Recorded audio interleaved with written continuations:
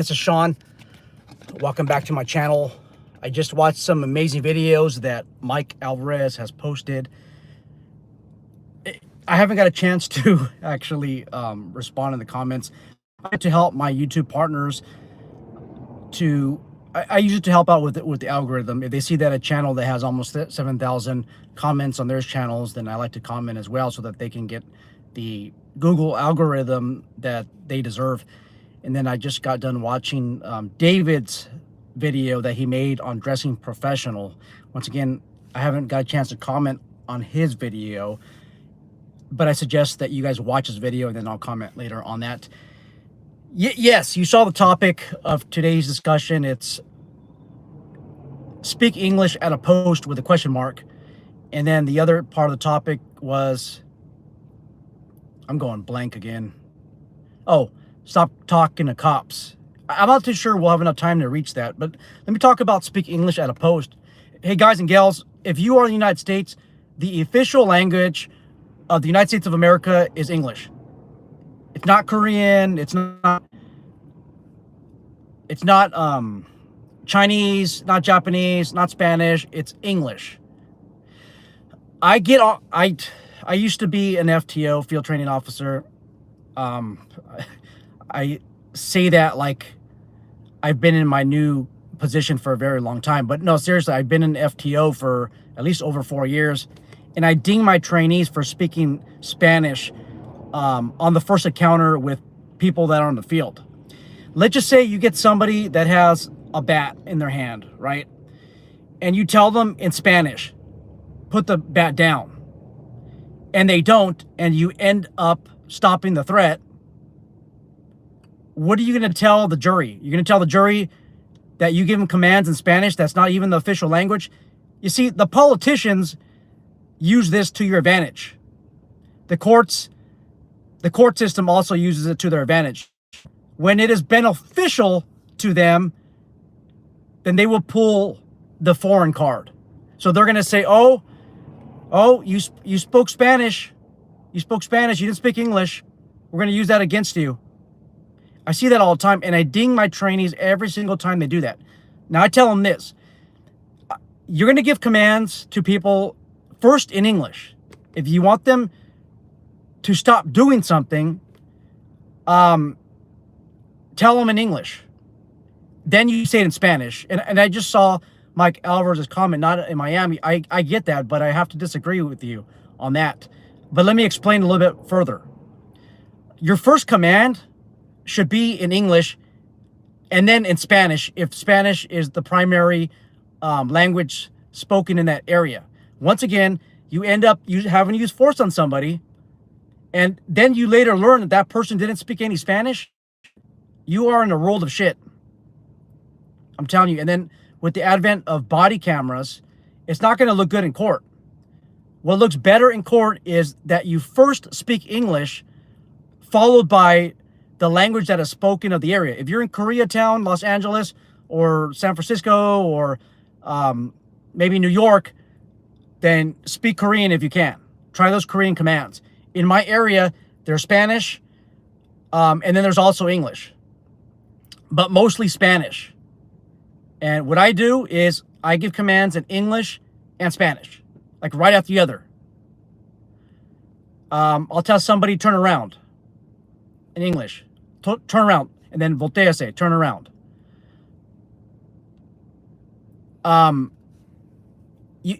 You got to do it. Unfortunately, it's for the courts, and I understand that it might still be the customary, but you're gonna get that one person.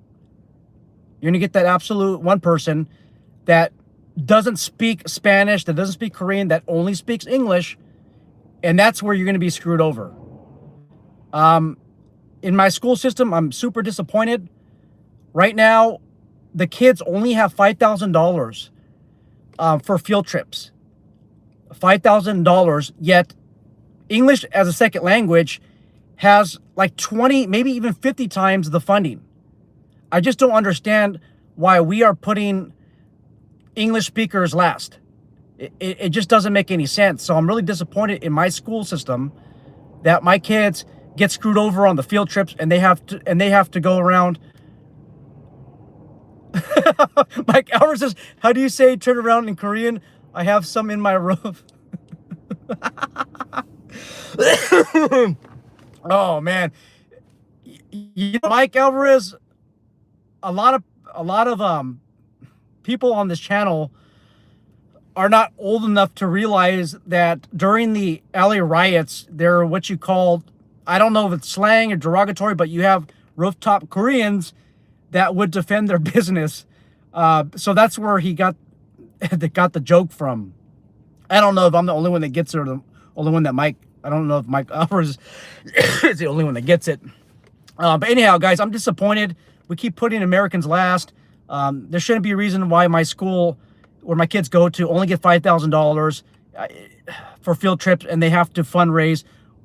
Yet they have like 20 to 50 times the funding for English as a second language.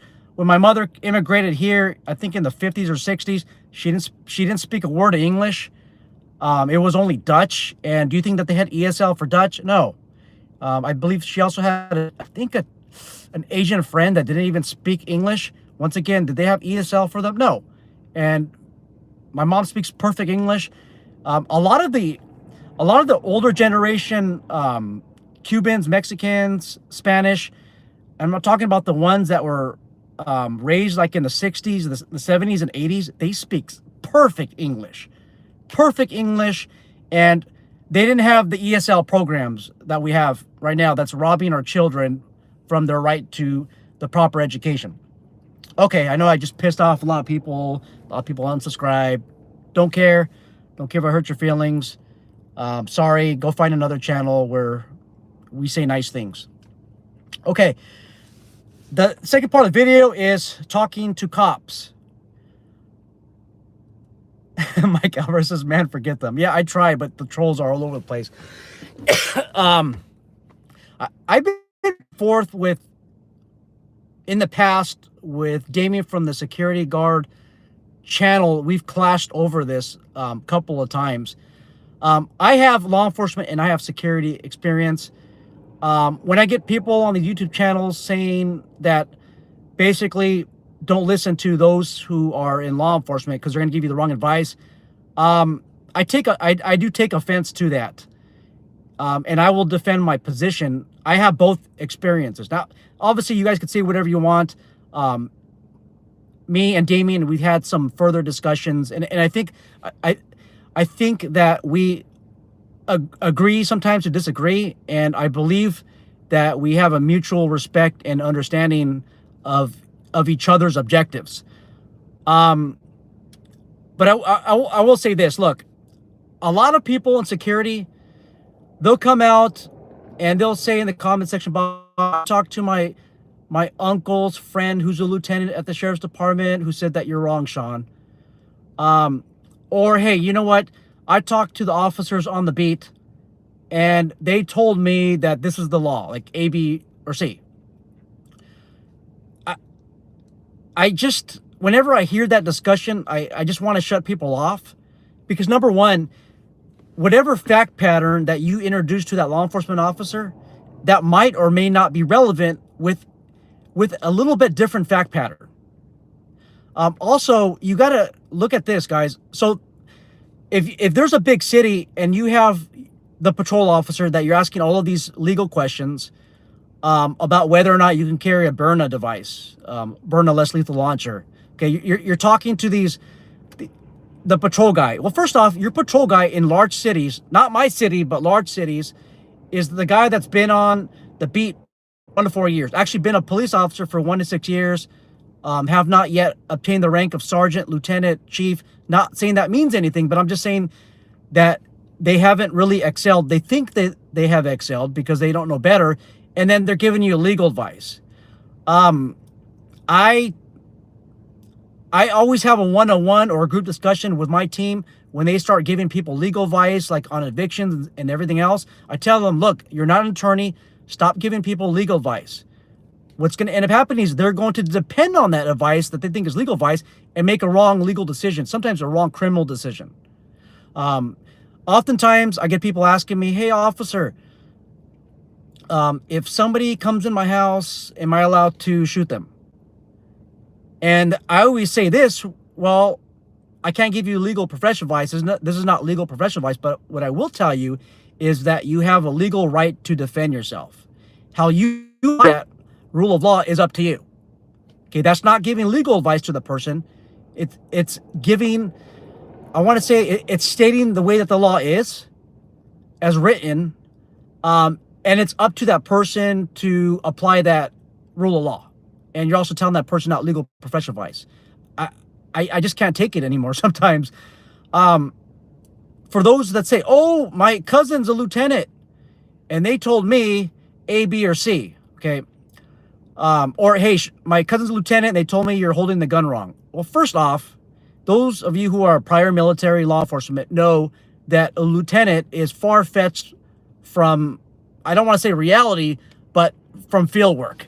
Okay, that's why they're a lieutenant. They're most of the time stuck in an office, commanding the department, doing paperwork. Not every department is like that, but a lot are situated like that. You don't get any ability because your friend's a lieutenant. No. I trained a captain that was in charge of a range for his BSI's firearms permit. Very humble guy, by the way. He told me, hey, Sean, in the Army, we normally fire rifles. So I already knew what was going to happen. He was going to cross his hands. And sure enough, he got slide bite. But he humbled himself and told me that he's not too familiar with handguns. Okay? Now, your captain in the Army that's in charge of the range, I mean, he was in charge of like over 1,000 soldiers, clearly over that number. Clearly had no business in teaching handguns. Maybe even no business in teaching rifles, because he's the guy that supersees everything. But guys, stop taking legal advice from police officers. They're not attorneys. Okay, all they do is go through the academy, 6 months, maybe 7 months long. There is a short block of criminal law. I teach at the academy. I teach level 1, I teach level 2, I teach level 3. You might be asking, Sean, how recent is your teaching? I taught at the academy last week, and I'm going to teach again, I think the first or second week of January. I am on the firearms cadre. I taught the missing person block about, I want to say 2 months ago.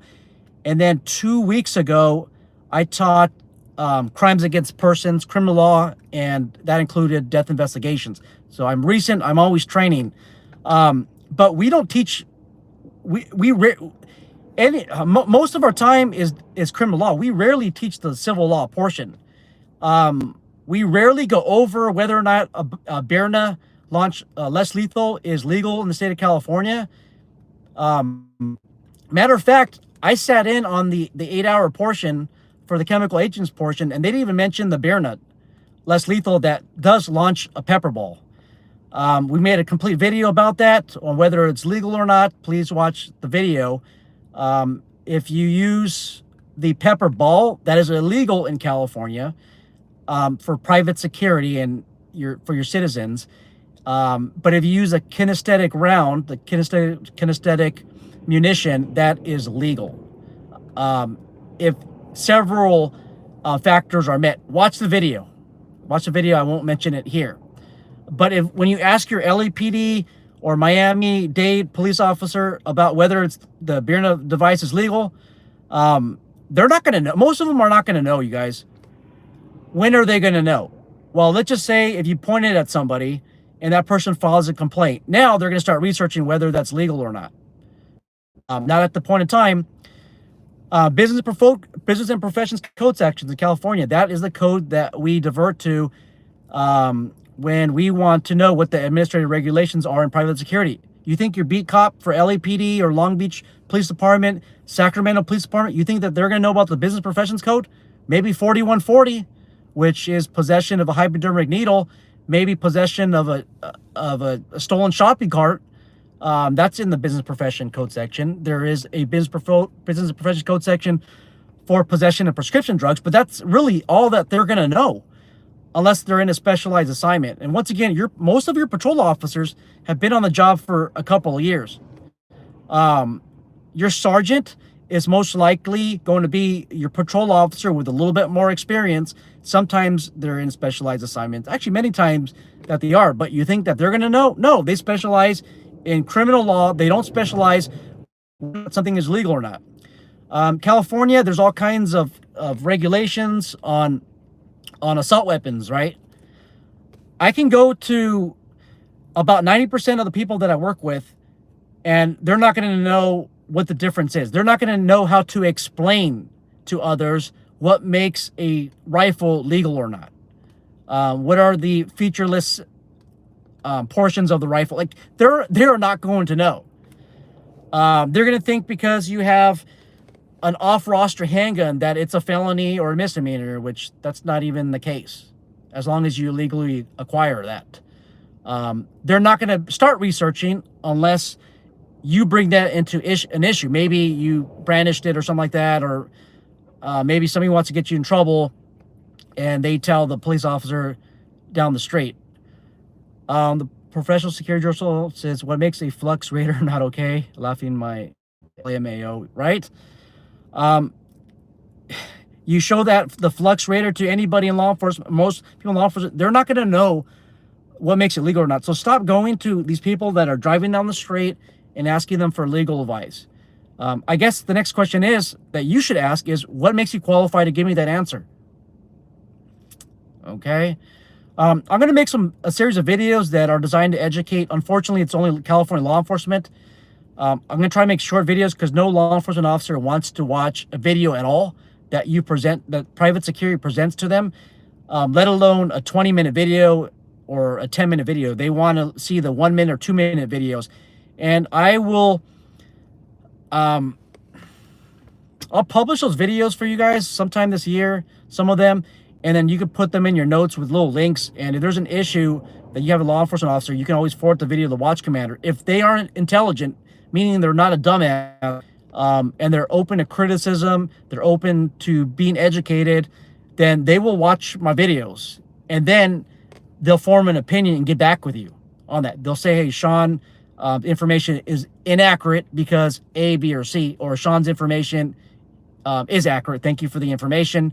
Because of that information that you relate to me, this is what we're going to do from now on. Okay.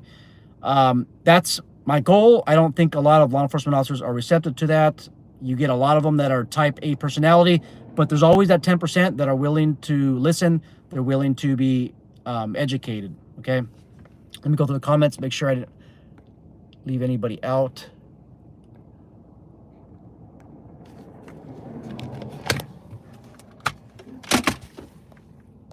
All right. Mike Alvarez is here. He cracks me up when he talked about how do you say turn around and curtain my roof. Oh. Mike Alvarez says, we got to admit most cops know nothing about security. Some do. The ones that have prior security experience. Yes, thank you for mentioning that. He also says, I just did a detail for a royal family. Wow. And one of the guys was a current Copland. He had no idea what he was doing. Right? And then also Mike Alvarez says, just because you're a cop or former military, it doesn't mean you know anything specifically when it comes to laws. Absolutely. They don't know anything. As we spoke about the security officer going to from work earlier, most cops don't know anything about Chapter 493 Florida statutes. Thank you for citing that, Mike Alvarez. Yeah, guys, we did a video on going to and from work with your firearm. Again, most cops have no idea what the law is on that. And you have to be able to educate. You even have to educate the prosecutors on what the law is. A while back, we got into a little argument with a repo agent. One of the officers that I was supervising got into an argument. Actually, no, this is a couple years back. And I said, look, man, you know the law on repo better than I do.